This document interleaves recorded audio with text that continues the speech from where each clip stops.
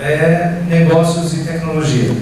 Nós temos hoje aí a pauta desse ano fortemente focada às inovações, tanto de mercado como de relação entre o mercado e as novas formas de fazer os negócios. E para isso nós vamos falar um pouquinho hoje sobre um assunto interessante que está tomando corpo, o dinheiro virtual. Gostaria que o Thiago fizesse a apresentação do nosso palestrante de hoje, e assim como do assunto também.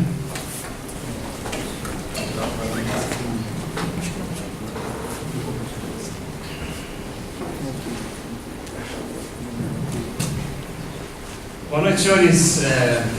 A gente teve na semana passada um primeiro tema ligado ao assunto de inovação, né? A gente falou de internet industrial, hoje a gente vai falar de criptomoedas.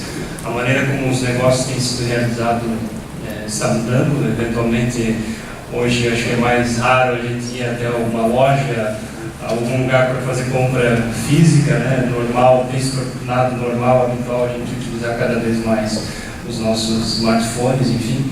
E tendemos aí para uma próxima etapa ainda, quando não mais precisaremos de dinheiro físico, cartões de crédito, enfim. É sobre esse tema que a gente tem o prazer de receber o Oliver aqui. Pudemos, mais alguns aqui, presenciar a palestra dele recente na Expgestão, em Joinville, a palestra qual foi bastante elogiada, e que bom que a gente conseguiu trazer ele para Jaraguá para apresentar. E obrigado de novo, boa apresentação, sei do teu tempo, do teu voo, a palavra está contigo. A gente tem que perguntar para o cliente onde a gente atende. Se estiver aqui, fique sentado ou fique em pé. Porque eu ainda tenho um certo faniquito. Eu me mexo um pouco. Eu já tinha prometido para a moça que eu ia ficar aqui, então ela também vai me mirar aqui.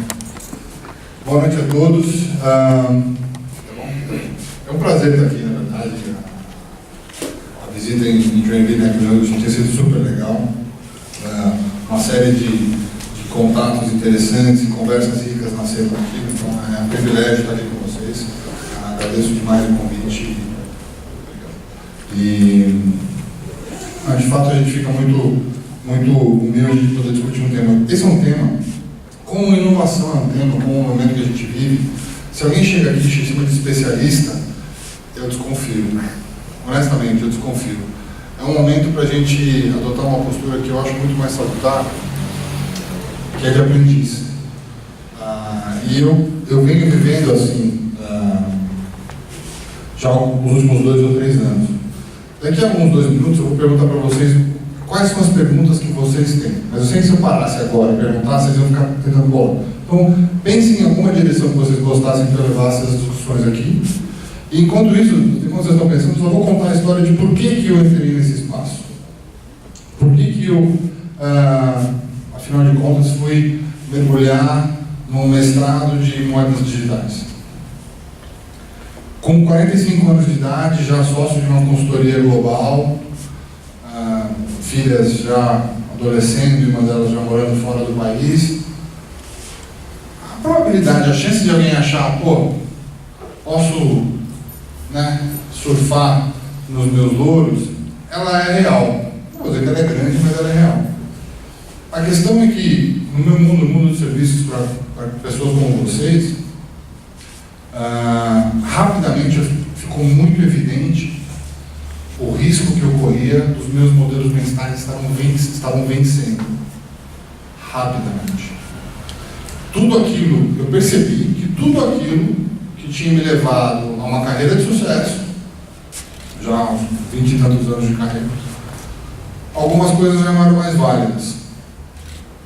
E aí eu fui para o MIT, fiz um curso de 3 meses na MIT, e o curso foi ótimo, mas ele me deu uma visão de contexto, eu enxergar um panorama. A mesma coisa que você ser capaz de reconhecer uma Mona Lisa ou uma obra de arte, mas você saber claramente que você nunca seria capaz de recriar algo daquele tipo. É muito frustrante isso. E na minha profissão eu precisava ir muito além. E aí eu fui escolher a coisa mais diferente, mais estranha, mais oposta aos padrões que a gente conhece até hoje. E essa coisa são as criptomoedas. Elas exigem uma mudança de modelo mental absolutamente radical. Isso no seu estado mais puro, a gente vai discutir isso.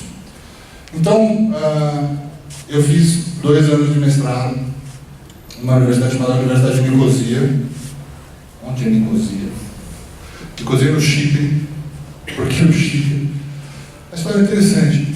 Vocês já ouviram falar o termo em inglês bailout? Bailout é o que eles fazem quando a gente fez um ProER. Qual ProER? O governo, a bancaiada toda está quebrando, a gente pega o dinheiro do contribuinte e salva os bancos. Só que no modelo de bailout, todos os contribuintes pagam pelos bancos. Existe um outro modelo chamado bail-in, que é quando apenas os correntistas daquele banco é que pagam o déficit. Então você vai dormir com 100 mil na conta e você acorda com 50, 30, 10, 20 mil, o que sobrar do que o banco precisou tirar do seu saldo para pagar o prejuízo do banco. E isso aconteceu no Chipre. Então o pessoal do Chipre é um pessoal muito sensível a essa questão de meu dinheiro. Ninguém mexe. Porque vocês sabem, né, que o dinheiro que está na conta corrente hoje não é seu. Vocês assinam um contrato, ele é do banco. E o banco deixa você usar o seu dinheiro. Eu acho isso meio irônico, eu tenho um problema com isso, honestamente. Depois que eu fiz o mestrado, o meu problema aumentou. E tem uma coisa muito legal no mundo de cripto, que é complicado por um monte de razões, todo mundo já ouviu as histórias de fraude, anonimato, etc, etc, etc. Mas a máxima mais importante desse espaço é suas chaves, seu dinheiro. Ponto. O dinheiro está na sua carteira digital, ninguém mexe. Se tem saldo, é que você também não tem, acabou. E se você perder suas chaves, também não tem bispo para reclamar. E foi com essa necessidade de passar por um processo bastante profundo de reconfiguração mental que eu passei esses últimos, agora já formei para 6 meses, mas 2 anos desse mestrado. Foi um processo muito rico.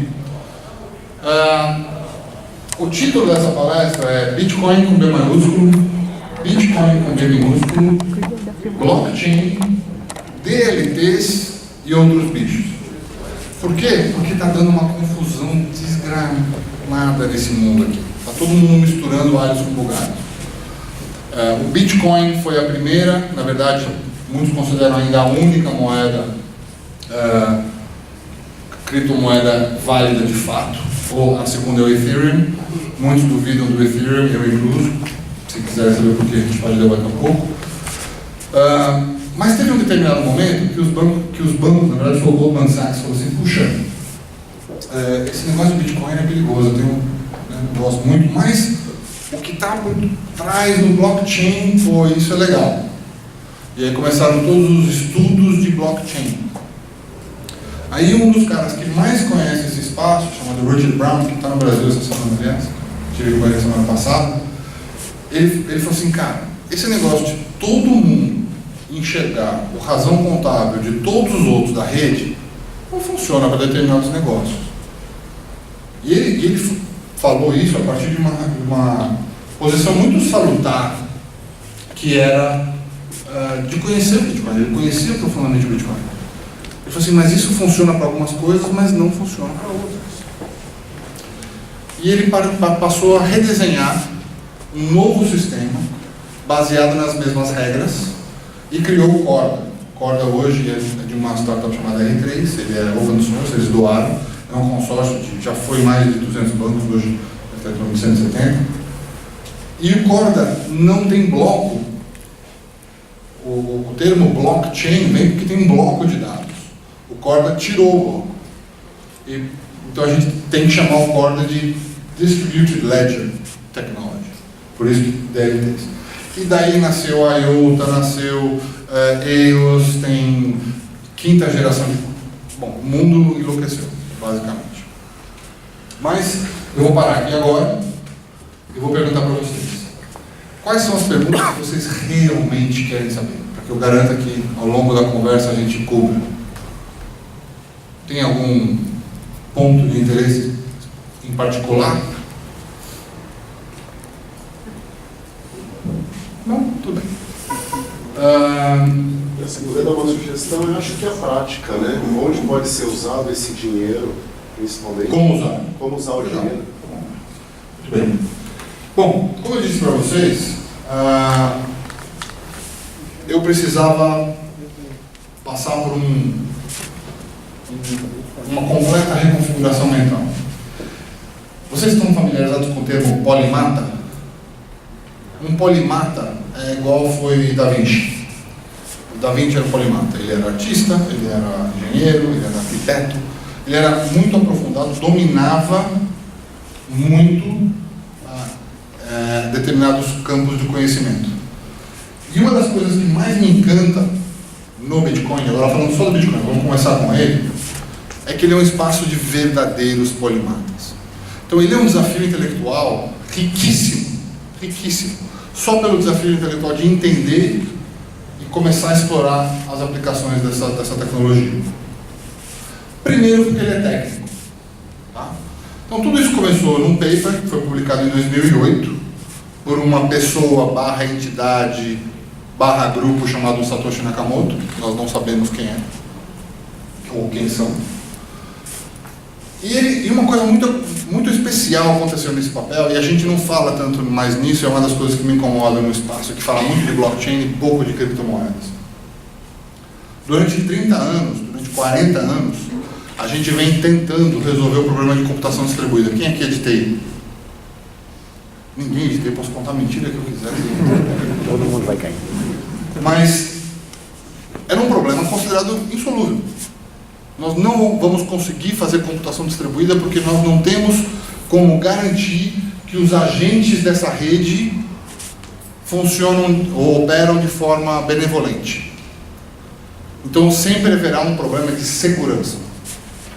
E em 2008, ao publicar esse papel, o Satoshi Nakamoto conceitualmente provou que havia uma solução parcial, não uma solução absoluta, mas uma solução parcial.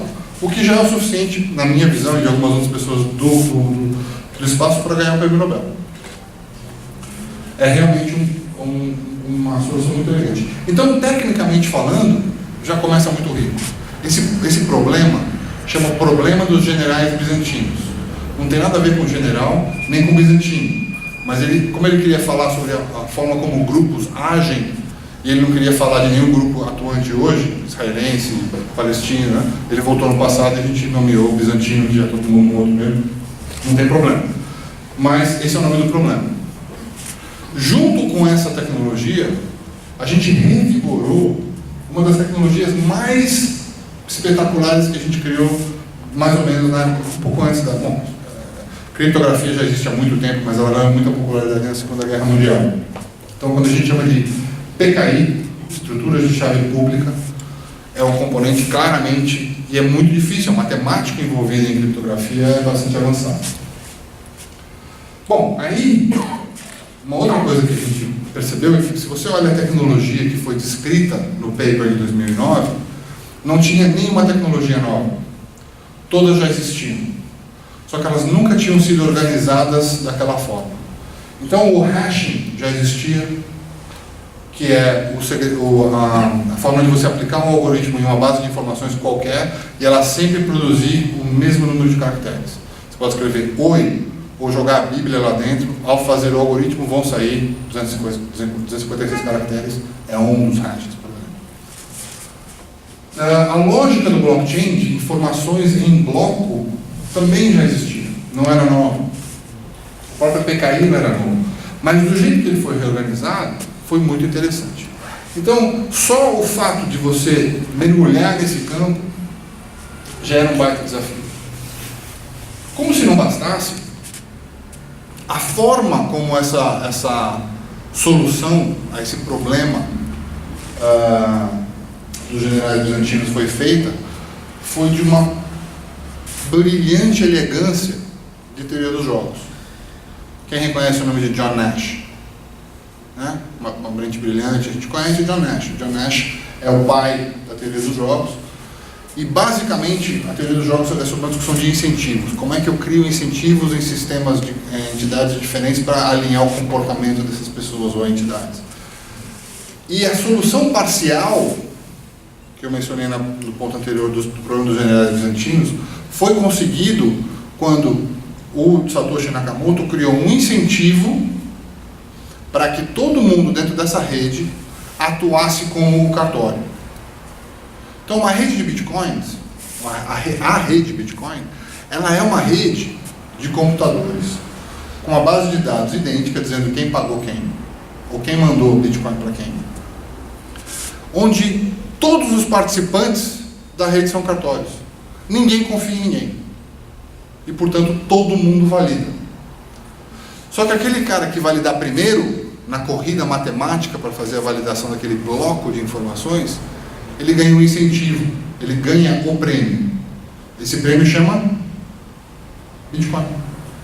O Bitcoin, ele é produzido na rede, ele é minerado, né, a palavra que a gente usa é essa, mas a cada bloco nascem, hoje, 12,5 Bitcoins novos.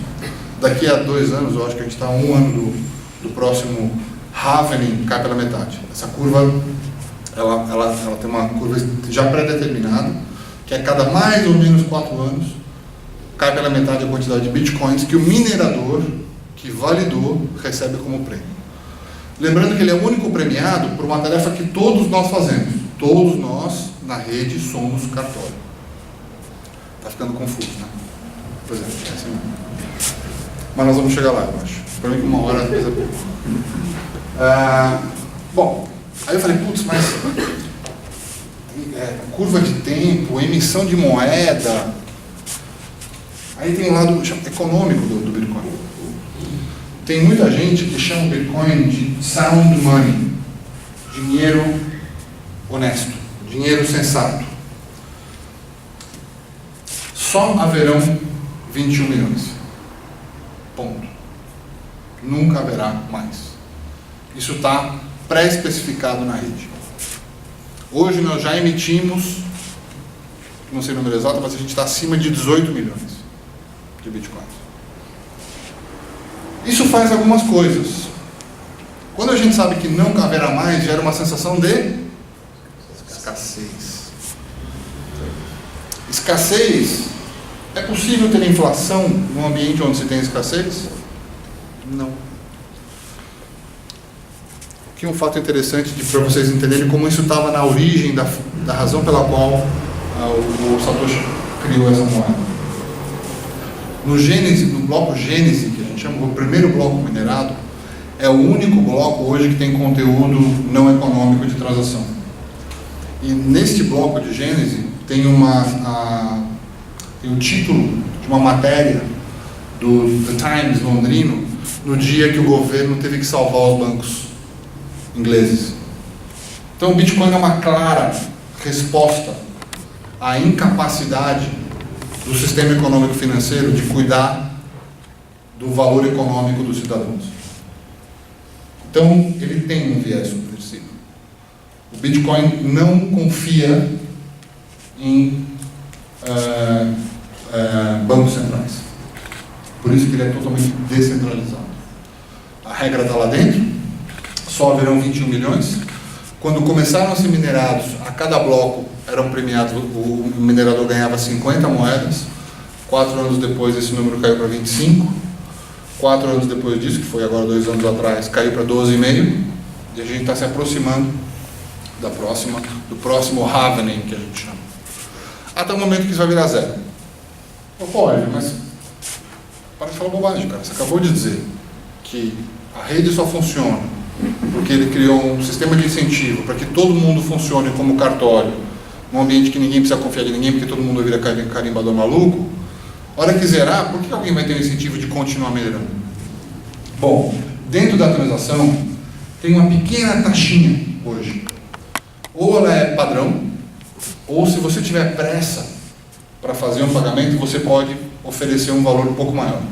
E aí a sua transação segue para o topo do bloco, para o próximo bloco, e você tem mais segurança que a sua transação vai ser confirmada mais rapidamente. E no tempo, à medida que os bitcoins emitidos começarem a tender a zero, e isso vai acabar lá por 2144, se eu não me engano, a gente vai ter o minerador sendo remunerado para continuar carimbando e dando a segurança para todo mundo, mas aí a remuneração dele vai ser taxa. Então, na verdade, a lógica não muda. Eu continuo criando um sistema de incentivos para quem carimba, para quem verifica a transação, atuar como agente de segurança, só que eu não preciso emitir bitcoins para sempre. Como a gente já percebeu, isso é algo importante porque cria essa teoria econômica embutida. Ah, olha, isso é importante para o neozelandês? Não. Isso é importante para o alemão? Talvez não.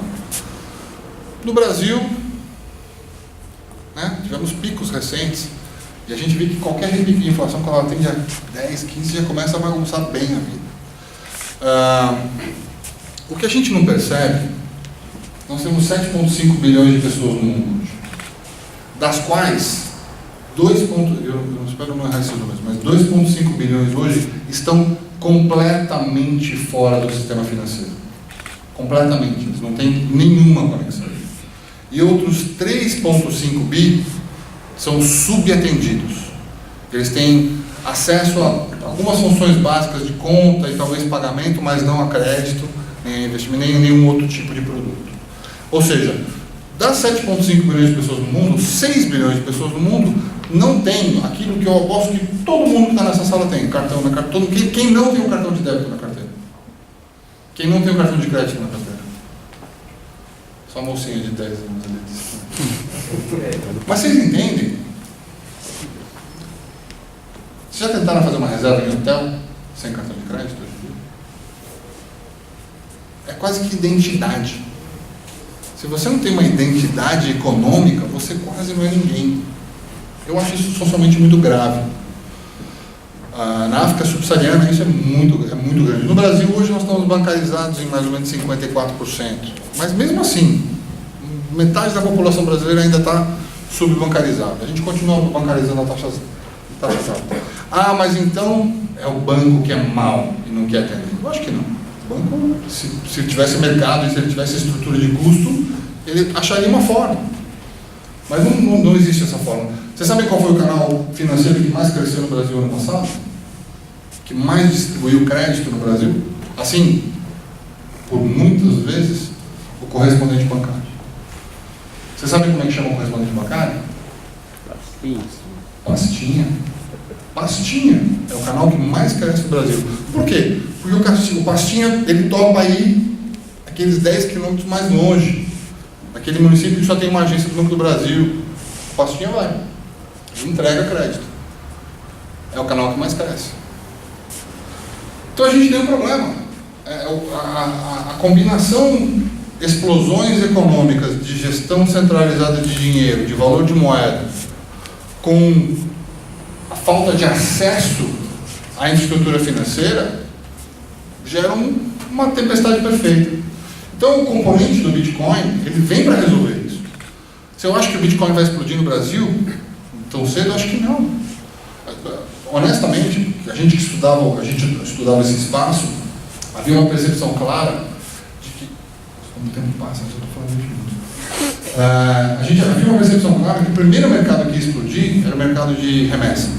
Pô, você sabe quanto eu não vou falar as grandes marcas, porque algumas delas são até muito clientes, você pode perder emprego. Se eu voltar para São Paulo e falar, pô, você falou mal. Mas existem grandes marcas globais hoje de envio de remessa. Vou falar algumas, aí ninguém vai saber de que eu estou falando. Mas Western Union, já ouviram falar? MoneyGram, tem uma série delas. Alguns próprios bancos grandes fazem isso. Custa até 10%.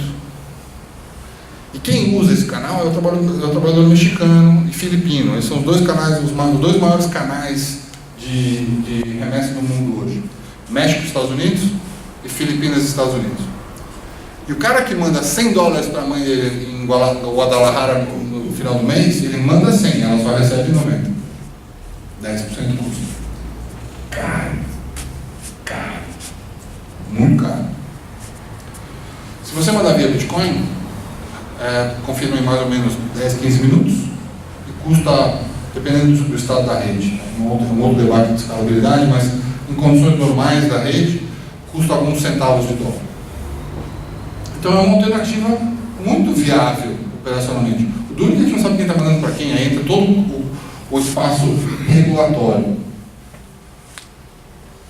Então, só para concluir a questão do econômica, deflação, política monetária embutida numa moeda. Não sei se vocês perceberam, mas a hora que você embute política monetária numa moeda, o presidente do Banco Central perdeu o emprego. Você não precisa mais do Banco Central nos modos que nós temos hoje. Tem um debate, qual é o papel do Banco Central? Em tese, quando ele nasceu, foi só para defender o valor da moeda. Depois, com o tempo, a gente começou a embutir algumas funções de crescimento econômico. Mas foi depois. Os puristas econômicos, até hoje, dizem o papel do presidente do Banco Central é defender o valor de compra da moeda. Esse cara imediatamente perde emprego. Então é interessante. E aí a gente passa, quando a gente vai estar transitando de econômico para regulatório, tem uma outra conversa que é bem legal. O que é dinheiro? A gente, quando vocês me apresentaram, vocês falaram em moeda virtual. Todas as moedas do Brasil hoje são moedas virtuais. Fora aquilo que está rodando nas carteiras e que está dentro das máquinas de ATM, de caixa eletrônico, é virtual. Se eu passo o meu cartão e faço uma transação, deve ter moeda virtual. Não é moeda digital. E o Banco Central já fez essa distinção, claramente. Mas a gente tem que discutir o que é dinheiro. O que é dinheiro? Bom, já foi sal, já foi concha, já foi umas rodas de pedra desse tamanho, que ela não precisava nem a roda em si não dava de lugar, só o dono dela que mudava. Aquela roda era sua, agora é tua. O conceito de dinheiro é interessante e aí ele começa. Bom, coisas que a gente sabe que o dinheiro tem que fazer. Reserva de valor. Ele tem que oferecer a possibilidade de reter valor. Certo? Meio de troca. Eu preciso poder transacionar e oferecer algo em troca. E 3, unidade de medida. Quanto? Quanto vale isso e quanto vale aquilo? Essas são as 3 grandes funções de moeda de dinheiro. Bom, Bitcoin é reserva de valor? A gente achou que o mercado de remessas ia ser o uso principal, até que tem, mas não é. O grande volume de uso da rede hoje é para investimento, comprar e guardar. Aqueles que começaram a comprar centenas de centavos lá atrás, bem felizes, independentemente da queda recente. Aliás, caiu no fim de semana, caiu 10%. Quem tem Bitcoin aqui? Somos 3. Só 3. Então a gente tem que começar a discutir não só a função do dinheiro, mas como característica de dinheiro. Uma outra característica de dinheiro muito interessante, esse é um debate importante porque cai numa dos grandes celeumas em relação ao Bitcoin, é o seguinte. Já ouviram falar do termo fungibilidade? Fungibilidade diz o seguinte: se eu te der uma nota de R$10, mas depois foi na nota onde minha filha falou, escreveu, oi, eu te amo papai, eu tenho um apego sentimental, ela falou assim, não é o senhor? Luiz. Senhor Luiz, me devolve essa nota de 10, eu vou lhe dar outra aqui. Você vai se importar? Não. R$10 são R$10, são R$10. Isso é fungibilidade. Uma nota de R$10 tem que ser obrigatoriamente igual para todo mundo. Isso é interessante. O Bitcoin não é fungível. É o único ponto onde hoje quem é da comunidade, a crítica, se a gente fala assim, qual que é o problema do Bitcoin hoje, tecnicamente falando? Porque você sabe que hoje já tem mais de 2.000 moedas, né? A vasta maioria delas nasceu por alguém que, coitado, inocente, achou que ia resolver o problema do Bitcoin. Nenhuma delas vale nada hoje. Ou vale alguma outra coisinha, mas no geral não vale nada. Mas tem um problema. O problema é da fungibilidade. Vocês lembram do Silk Road? Aquele mercado onde você podia comprar qualquer droga, qualquer arma, o assassino da sua esposa, e você pagava em Bitcoin. Certo? Isso existiu, operou no Dark Web durante alguns anos, mas eles prenderam o pirata... esqueci o nome, o apelido dele, pirata não sei o nome. Prenderam ele. Tanto que durante um tempo, já não é mais, mas o maior proprietário de Bitcoins no mundo era o FBI. E pela primeira vez na história, o FBI não destruiu uma apreensão. Ele fez leilões do Bitcoin em lotes. Acho que ainda tem alguns lotes que vão sair. O problema é o seguinte, hoje eu consigo rastrear por onde passou qualquer Bitcoin. Qualquer um. Eu consigo saber em todas as carteiras que ele passou desde que ele foi minerado. E aí cria uma situação. O Bitcoin que passou pela carteira do Pirata Roberts, esse era o nome dele, e aquela que foi minerada anteontem, bom, vocês ouviram que a KPMG Uruguai passou a aceitar Bitcoins. Isso é verdade, está no site deles. Mas eu garanto para vocês que tem um software rodando que vai tentar mostrar de onde veio aquele Bitcoin. E se veio o Bitcoin associado a uma carteira do Pirata Roberts, é capaz de a gente dizer, esse aqui eu não quero. E aí aquela realidade que eu e o Sr. Luiz fizemos aqui, da nota de 10 reais que a gente trocou, já não é tão verdadeira. E aí tem um problema de fungibilidade. Então tem uma outra moeda chamada Zcash. Quem já ouviu falar do Zcash? Algumas pessoas ouviram falar do Zcash. A gente trata o Zcash como se fosse um BIP. BIP é Bitcoin Improvement Protocol. Toda vez que alguém vai fazer um upgrade à rede Bitcoin, eles fazem um BIP. E um pessoal resolveu atacar o problema da fungibilidade. By the way, é um pouco do que está por trás daquela coisa de Bitcoin é anônimo. Não é. Bitcoin é pseudônimo. Você consegue rastrear por onde todo o Bitcoin passou. Claro que a conta, uma carteira de Bitcoin é uma sequência de números, como se fosse um endereço de e-mail sem nome. Então normalmente você não sabe de quem é aquela conta. Mas hoje já existem outros softwares que, baseado em padrão de uso, eles sabem dizer quem é. Então, você consegue, hoje, a gente chama Bitcoin de pseudônimo, ele não é verdadeiramente anônimo. Então a moeda Zcash foi criada com uma criptografia muito experimental, chamada SK-Snarks, que, bom, ela é uma matemática que eu acho que não sei nem se os criadores entendem, mas que em tese torna todo e qualquer Bitcoin absolutamente anônimo. Hoje existem duas moedas 100% anônimas no mercado. Uma chama Monero e a outra chama Zcash. Bitcoin não é anônimo. As carteiras são de difícil identificação. Mas aí a gente tem que continuar nesse processo de falar, tá bom, então vamos definir o que é um ativo. O que é um ativo? Porque se vocês pararem para olhar como é que o mundo reagiu ao Bitcoin, o Brasil trata como ativo não financeiro. A Alemanha trata como moeda estrangeira. O Japão trata como dinheiro. A Estônia trata como dinheiro. Cada país resolveu chamar de uma coisa. Significa que ninguém faz a menor ideia o que de fato é. E na verdade aqui tem uma conexão muito clara com a palestra que eu dei aquele dia em Joinville. Uma das coisas que a gente consegue ver claramente em inovação é quando algo realmente novo aparece, a primeira coisa que a gente tenta fazer é começar a encaixar nas caixinhas que a gente já tem. Peraí, deixa eu ver se cabe nessa. Ah, não, então é igual aqui. E o Bitcoin não é igual a nada. Ele é parecido com commodity. Ah, tem países que tratam como commodity. E notem, cada regime desses acaba tendo uma consequência tributária diferente. No Brasil se tributa ativos não financeiros de um jeito, não se tributa operações de cash. Então assim, no mundo inteiro tem tratamentos totalmente diferentes para o Bitcoin. Sinal claro de que a gente não faz a menor ideia com o que a gente está lidando. E é verdade, a gente não sabe mesmo. A gente ainda está aprendendo a lidar.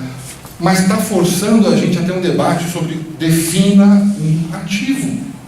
Porque commodity, putz, é um ativo que tem representação de um bem físico. Bitcoin é um ativo, tem representação de bem físico? Não tem. É fungível? Não. Então é dinheiro? É um ativo cash? Também não sei se é. Então a gente começou a ter que debater com isso. Bom, vamos fazer uma pausa rápida sobre o Bitcoin e vamos começar a falar sobre Ethereum. Quem já ouviu falar de Ethereum aqui? Ethereum. Poucas pessoas. Bom, passou um tempo, a gente estava encantado com essa coisa de que, nós criamos...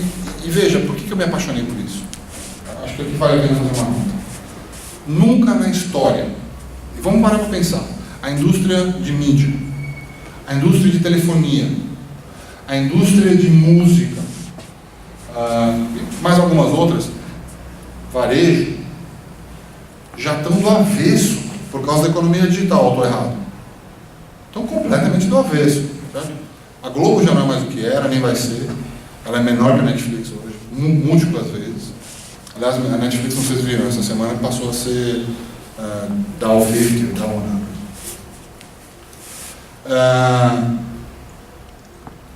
100. E a internet que a gente tem hoje, tudo isso aconteceu com a internet, onde a gente pode fazer Ctrl+C e Ctrl+V. O que eu quero dizer com isso? Qualquer coisa que você crie na internet clássica, você escreveu uma música, fez um filme, você criou uma peça, escreveu um poema, tanto faz. Todos esses ativos eram passíveis de cópia. Você tinha que dar muita cambalhota para proteger esse ativo, porque em tese, Ctrl+C, Ctrl+V. Não precisamos lembrar do Napster, certo? Que foi o grande caso. Nós nunca tivemos na história recente digital, e isso tem que ser a verdade, algo que fosse nativamente digital e completamente único. Ninguém copia o Bitcoin.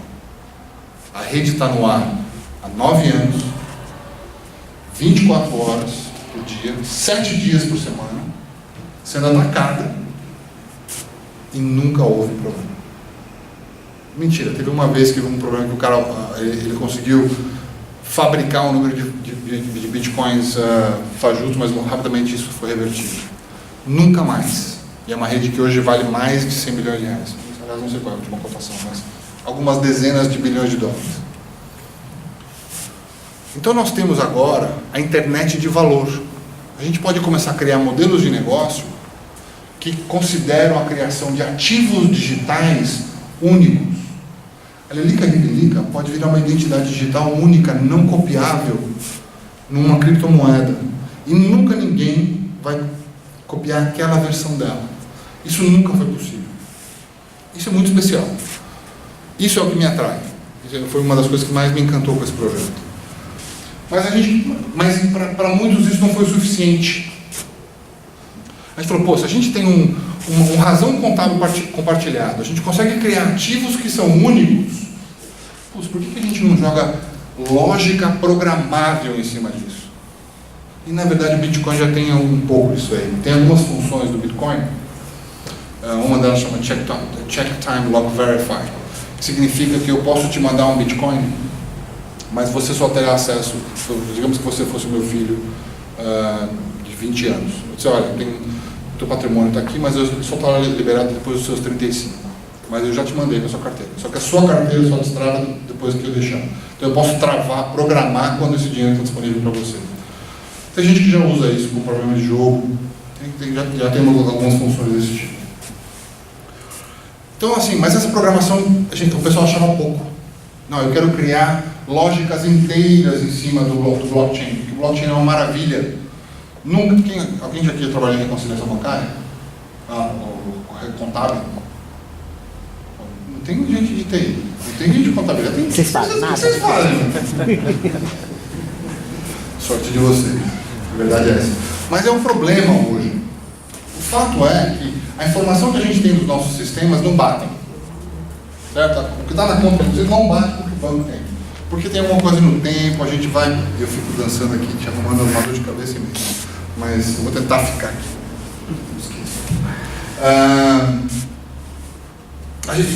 A gente não acredita nos dados uns dos outros hoje. Então a gente está sempre comparando. Existe hoje um esforço monumental no mundo dos negócios para garantir que as nossas informações sejam mais ou menos as mesmas. Mais ou menos. A partir do momento que a gente tiver as mesmas informações e a gente puder desenvolver sistemas em cima disso, vai mudar o mundo. E aí explodiu a lógica do blockchain. Porque além disso, com os smart contracts, quem já ouviu falar desse termo? Eu não vou entrar muito nisso, porque é quase que um capítulo inteiro novo. Mas é bom você saber. O Ethereum nasceu e ganhou muita ênfase porque eu posso programar aquele blockchain. Ele já não é mais só dinheiro meu, o seu Luiz para mim e nós aqui. Eu posso programar, eu e o seu Luiz, a gente pode formar uma banda de punk rock, porque eu vejo na casa do seu Luiz que ele é roqueiro. E ele é vocalista, eu sou guitarrista, o Juliano é baterista e o Thiago carrega bando. Mas a lógica aqui é que a gente pode escrever um contrato dentro do Ethereum dizendo, olha, nós vamos compor, juntar a banda e vamos compor uma música. Essa música vai vender por R$1. Cada música baixada, esse R$1 vai entrar em Ethereum, que é a moeda do blockchain. Esse 1 Ether vai subir. O contrato vai dividir 50% com o cara mais bonito da banda, que sou eu. 30% para o seu Luiz, que é o cara mais inteligente que escreveu a música. O Thiago não vai levar nada. E o Juliano leva o resto. E o contrato faz isso sozinho. Eu não preciso de um agente mais para fazer isso. Isso encantou um monte de gente. Mas eu não vou entrar nessa seara, porque aí tem um outro caminhão de coisas. Mas a questão regulatória, então, tudo bem. E lavagem de dinheiro? Como é que vai fazer? Se a gente puder movimentar dinheiro anonimamente de um para o outro, como é que a gente faz? Como é que a gente paga imposto? A gente não pode esquecer que a gente faz isso com dinheiro há muitos anos. E a gente aprendeu a regular isso. A gente fica meio que em pânico, mas não precisa, porque tem alternativa. Hoje eu crio uma rede onde inovar sem permissão. Esse termo de permissionless ali é muito importante. No ambiente de blockchain público, você cria o que você quiser em cima dele e ninguém desliga nunca mais. Esse é o ponto. Ninguém desliga nunca mais. Bom, se você tem um ambiente assim tão fluido, como é que você cria mecanismos de governança em redes distribuídas? Porque isso é verdade. Por que ninguém desliga nunca mais? Eu consigo desligar a Microsoft, a rede da Microsoft hoje? Consigo. 2 ou 3 servidores-chave e a gente desliga a Microsoft. A gente consegue derrubar o Itaú? Consegue. A gente consegue derrubar o SPB, se a gente realmente quisesse, o sistema bancário brasileiro? Também. Por quê? Porque eles têm um ponto único de falha. Se a gente for lá desligar aquele servidor, desligar a força daquela região, e do backup também, obviamente não é simples fazê-lo, mas você pode fazer. Eles têm pontos únicos de falha. Numa rede, como eu descrevi para vocês lá no começo, onde todos nós temos uma cópia do razão contábil, e todos nós somos cartórios, se desliga o Oliver, vocês tocam a vida. Acabou. Por isso que eu digo que...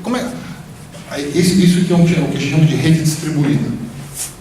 Só que gera um outro problemão. O outro problema é que como é que a gente toma decisão se não tem um ponto central?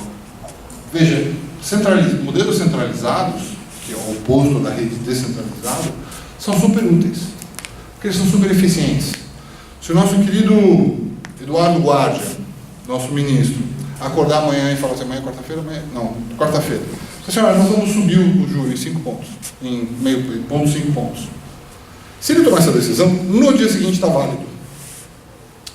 Porque só ele tem que tomar essa decisão para o sistema todo.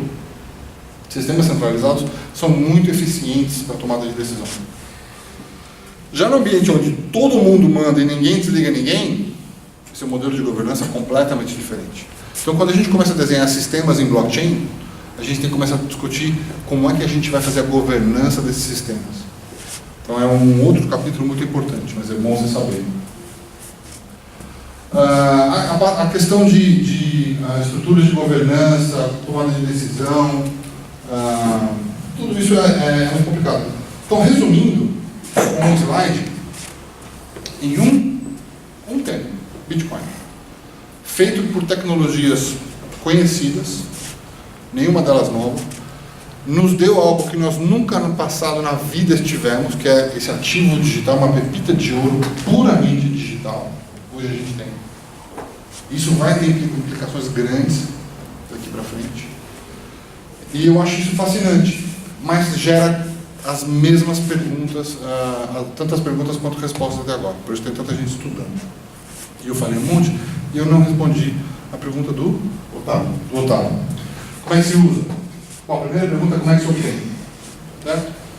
Uma delas eu falei aqui. Se você for minerador, se você está operando na rede e carimbando, você pode concorrer a ter o seu Bitcoin. Se você for rápido o suficiente, a maioria das pessoas não são, porque o que aconteceu foi que a indústria desenvolveu um processador específico chamado ASIC 2, e o ASIC 2 é muito mais veloz, e não dá nem tempo deles saírem da China, que é onde a maioria deles é fabricado, e chegar no Ocidente. Quando eles chegam, já tem uma geração nova saindo.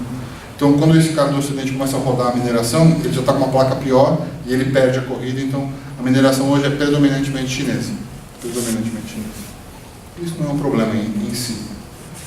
Então a primeira coisa é minerando. A outra, você entra em um dos, acho que hoje já tem 10 bolsas no Brasil, monta a sua conta. Você vai ser obrigado a fazer KYC, conhecer seu cliente. Você vai ser obrigado a fazer, atender todas as políticas de lavagem de anticorrupção e lavagem de dinheiro deles. Eles estão fazendo igualzinho o banco, você manda selfie com documento, um monte de coisa. Então a segunda coisa você compra. A mais difícil delas hoje, ela não é difícil, ela é incomum, é você ser pago em Bitcoin. Recomendo para vocês que quem tiver interesse em mergulhar nesse assunto, o meu guru e um dos caras que fala maravilhosamente bem, infelizmente ele só fala inglês, mas ele tem uma facilidade de comunicar as facetas do Bitcoin, tem muito material gratuito na internet, o nome dele é Andreas Antonopoulos. Aliás, uma das razões pelas quais eu escolhi a Universidade de Nicosia é que o Andreas é um dos professores. Mas o Andreas, além disso, ele é um evangelista, e o Andreas há 2 anos só vive de Bitcoin. Ele só recebe e ganha vida em Bitcoin, e ele gasta em Bitcoin.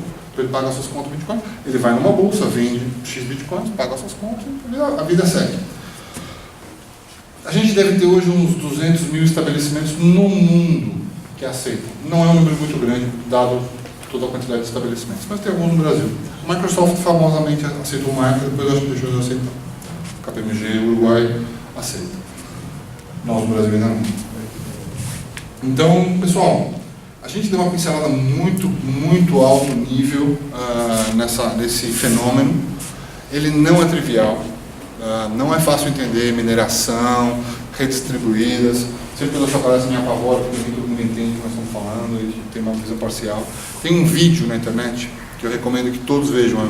Eu abro a minha aula na Fundação Getúlio Vargas com esse vídeo, ele tem 17 minutos, ele é meio longo, mas eu garanto para vocês, se vocês assistirem esse vídeo, nunca mais na vida vocês terão uma dúvida do que é um blockchain e como ele funciona. Chama Blockchain 101. Se vocês digitarem isso no YouTube, vocês vão ter uma visão muito clara de como ele funciona.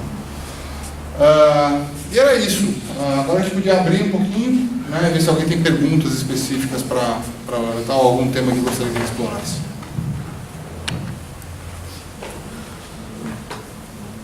Oliver, comentar se aquela notícia. A gente teve hoje nos jornais, curiosamente hoje, no Valor Econômico, uma notícia de uma cripto asiática, se não me engano, que acabou sendo hackeada. E aí vem a pergunta que é seguro ou não, né, que o Bitcoin está dentro das contas. Então, durante do fim de semana até hoje, a gente teve uma queda de 10%. Uma queda grande. Alguns chamam isso de mini crash.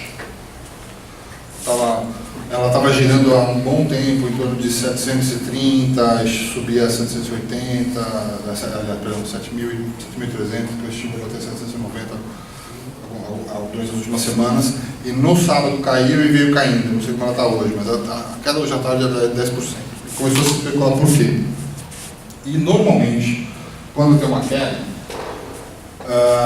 ou publicou-se uma lei em algum lugar contra, de alguma forma, restringindo alguma coisa, ou alguns dos exchanges globais foi hackeado.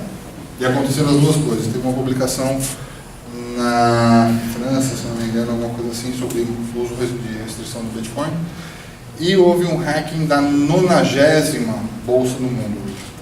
Honestamente, eu e os grupos que eu participo, a gente não acredita muito que foi o hacking. Mas a tua pergunta é válida igual. Tem 2 tipos de bolsa de Bitcoin hoje. Aquela que foi hackeada e aquela que vai ser. Tá? Que fique bem claro isso. Uma das coisas que a gente fala com frequência para todo mundo que está começando a entrar nesse espaço, nunca guardem os seus Bitcoins numa bolsa, não deixem os seus Bitcoins na bolsa. Entrem, comprem e ponham na sua carteira. Ou numa carteira no seu PC, você pode baixar, ou no seu telefone. Eu particularmente uso uma coisa chamada carteira física. São pequenos aparelhos, parecem pendrives, só que eles têm uma criptografia especial, etc, etc. E eu jogo os meus Bitcoins lá dentro.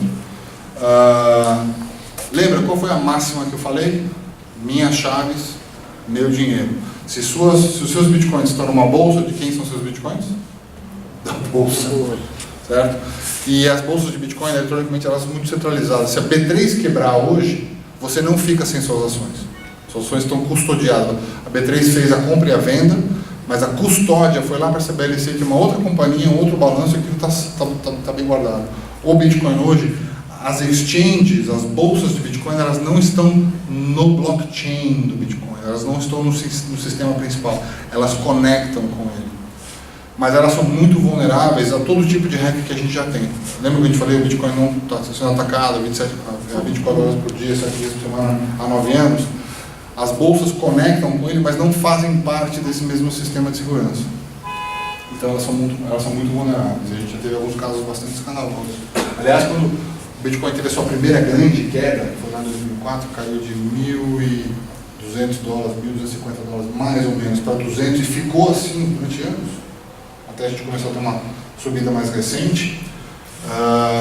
Foi por causa da única bolsa que existia na época que conseguia fazer isso em escala, chamada Mt. Gox. E o Mt. Gox estava no Japão e foi hackeado, e muita gente perdeu seu dinheiro. E isso foi um choque bastante grande no sistema. Mas desde então nós tivemos outros choques e nunca mais a gente sofreu na mesma intensidade. Então há uma medida clara de ganho de maturidade na rede. Olha, os preceitos do Bitcoin são antagônicos aos do Banco Central, né? Alguma coisa assim. O que faz a gente ter segurança de que um dia os bancos centrais vão se incomodar de tal forma que criem mecanismos de taxação ou de proibição, enfim, de regulação, e que isso venha a despencar novamente no valor? Nada. Isso pode muito bem acontecer. Não tem acontecido. A justiça seja feita incomoda muito, incomoda demais, mas eu acho que é uma percepção, a própria Procuradora-Geral dos Estados Unidos, ela disse que o Bitcoin ele é unstoppable. Você pode marginalizá-lo e é fácil de ver esse movimento globalmente. Quando Nova York era um polo de Bitcoin, estava havendo muito desenvolvimento de software em torno do Bitcoin em Nova York, a ponto que eles criaram uma coisa chamada licença de Nova York. Era uma licença bancária, tipo bancária, era cara de se obter, um monte de startups teriam que passar por esse processo de ganhar essa licença. O que elas fizeram? Foi embora. Tá, e hoje, no mundo digital, é muito fácil você fazer uma coisa chamada jurisdiction shopping. Se uma jurisdição ficou ruim, de repente vai embora. Os seus ativos são digitais, é muito fácil você relocar, não tem uma fábrica. Então, eles fecharam e foram embora. A Estônia começou a ficar muito amigável, a China era muito amigável, de repente a China é meio errática, ela vai proibir, ser a maior do mundo, depois ela proibiu de novo. Quando a China proibiu da última vez, explodiu no Japão e na Coreia. Então, ele é claramente um sistema fluido, quando você põe a mão aqui, ele dispara para o outro lado. O que a gente sabe? Nunca vamos ligar, nunca mais. Esse ponto ela já tem escala para rodar para sempre. O que pode acontecer é proibir, não, o brasileiro não pode ter Bitcoin. Aí você vai fazer o quê? A gente vai fazer com o dólar no passado. Como é que alguém pode ver se tem Bitcoin? Não tem como. Muito difícil. Mas assim, vai atrasar, vai atrapalhar. Hoje a taxação do Brasil já é muito ruim. A forma como o Bitcoin é classificado pela Receita Federal, que é como moeda, como ativo não financeiro, você tem que pagar ganho de capital sobre qualquer venda maior de 35 mil. Né? Então, você tem que ficar fazendo conta. Nos Estados Unidos é pior, porque aqui a gente ainda tem o limite de 35 mil. Nos Estados Unidos isso não tem limite. Então, se você comprar um café nos Estados Unidos com Bitcoin, dependendo do preço que você pagou pelo Bitcoin e o preço que você, e a cotação que estava quando você pagou pelo café, você vai ter que calcular a diferença e pagar imposto por um café. Não faz sentido. Mas a gente ainda vive muito nesse meio. Ainda está muito fluido. Tem gente que de repente acha que isso é muito ruim e vai atrás. O problema é que, como eu falei, tem 7 bilhões de pessoas, ou 6 bilhões de pessoas no mundo, para quem isso ainda pode ser muito útil. Então, a briga vai ser muito feia. E qual é o perfil do usuário, ou qual será o perfil dos maiores usuários do Bitcoin? Foi o grande erro, o grande equívoco que a gente teve no começo, e eu participei disso, a gente falou, não, assim, como eu disse, os grandes mercados vão ser os mercados de remessa, por causa daqueles 10% de custo que eu mencionei para vocês. Mas acabou que não. Hoje, a gente vê muita gente comprando Bitcoin e segurando Bitcoin. A gente chama de hodling, que é uma comunidade de holding. Por quê? O principal caso de uso hoje tem sido reserva de valor. É gente que tem medo de que o dólar, o euro, o real, o dólar Zimbábue vai despencar. A gente teve dois movimentos muito interessantes. Quando aconteceu a crise na Turquia e Brexit, a gente teve duas claras subidinhas na valorização. Esse tem sido o valor principal. E assim, sem papas na língua, eu não vou dourar a pílula. Existe um componente grande, se bem que eles estão migrando para longe do Bitcoin e para o Monero, que usam para comprar droga. Então existe esse componente. Do mesmo jeito que existem moedas. Tem uma estatística que a gente fala com frequência quando a gente fala de Bitcoin. Se você pegar as notas de $100 em Nova York, 70% delas hoje testam positivo para o rastro de cocaína. Dinheiro é dinheiro, gente. Tem dinheiro bom, tem dinheiro ruim. Tem o cara que usa para coisa boa e coisa ruim. Mas o grande caso hoje tem sido essa coisa de reter valor, de preocupação com inflação e com perda de coisa de alguém botar a mão no banco que quebrou. É que me parece um pouco antagônico. Se você tem uma total rastreabilidade da moeda, como é que isso é usado no mercado de drogas, por exemplo? Você tem uma total rastreabilidade da moeda, não da conta. Ok. Então, por exemplo, eu posso muito bem... E tem outra coisa. Eu preciso complementar a sua resposta que estava me ajudando com a sua. Existe um mercado, existe um Uber de compra de Bitcoin. Tá? Então, você pode ir no Brasil, na Foxbit, no mercado Bitcoin, na Arena, tem um monte de exchanges. Tá? Eles vão fazer todos os controles, você vai ter que dizer quem você é, onde vem seu dinheiro. Banco, normal. Você vai comprar, eles vão ter que fazer, você vai declarar na receita, porque eles vão dar o registro para lá, vai passar por todos os controles que a gente conhece. Mas o Uber do Bitcoin não. Tem um Uber que diz, olha, eu tenho um Bitcoin para vender. E o outro canal está dizendo, eu tenho para comprar. Putz, vamos se comprar na padaria aqui na esquina, a gente troca na hora e faz cash. Então existe um mercado muito fluido por baixo. Existe. Essas empresas que você comentou, que são as corretoras virtuais da moeda, você acabou de dizer que você tem que passar todas as informações de registro e etc. E você acabou de comentar a Receita Federal. Tem algum órgão que fiscaliza, que determina que elas têm determinadas condutas de registro, enfim, ou isso é virtual só para controle, para ela controlar os clientes dela, ser no Brasil, no exterior, de outras formas, não sei. Não, eu acho que de forma muito inteligente, a gente tem um pouco desse problema no Brasil, esse cacoete de vamos criar uma lei nova, sendo que a lei velha era boa, só que o que a gente não fazia era enforçar a lei. Um exemplo muito legal disso aconteceu com o crowdfunding. Todo mundo conhece o fenômeno de crowdfunding, que explodiu no Brasil. Todo mundo começou a buscar dinheiro coletivo, certo? Isso funciona muito bem para a realidade de Bitcoin. Tanto que se nasceu um fenômeno chamado ICO, que é Initial Coin Offering. E ele começou a ser usado para substituir o famoso IPO, Initial Public Offering, de empresas que fazem lançamento de ações na bolsa.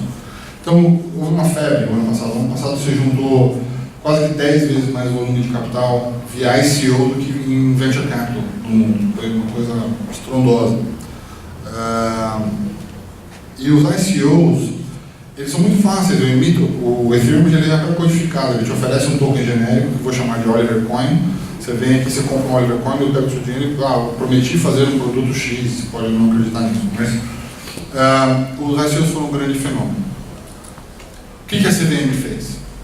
Em vez de dizer, puxa, vamos criar uma regulamentação específica para ICO. Não, ICO é crowdfunding. Crowdfunding no Brasil tem limite de 5 milhões e tem essas características. Tem que ser utilitário e não pode representar um valor mobiliário. Transferiu daqui para cá, aplicabilidade total, resolveu o problema. O Banco Central está falando da mesma forma e a Receita também. Então foi muito inteligente a Receita dizer, olha, não importa o que ela achou, mas o fato é que o capoete hoje entendi isso aqui, vou classificar como tal. Existe um pouco daquela problemática que tu disse que no fundo, nada do que a gente tem vai explicar. Então em algum momento, quando a gente aprender a lidar isso melhor, escuta, a gente não precisa ter muito pânico. Vocês lembram de quando a internet surgiu? O que era a internet? Lá em 93. Era coisa de pedófilo, prostituta, né? Era feio, a internet era perigosa no começo. Como é o Bitcoin hoje? A gente convive bem com a internet hoje? Tem inteiras empresas em cima disso, a gente aprendeu a regular, a gente fica mais ou menos sim, vai acontecer a mesma coisa. A boa notícia é que a gente não precisa criar uma regulação completamente nova. Aliás, tem um estudo chamado A Lei do Cavalo. A lei do cavalo foi importante porque quando o carro surgiu, houve um debate. A gente precisa criar leis novas para enquadrar o carro, ou as leis de trânsito que já existiam na época do cavalo são válidas? E esse debate está acontecendo hoje no mesmo espaço. A gente precisa de leis novas ou não?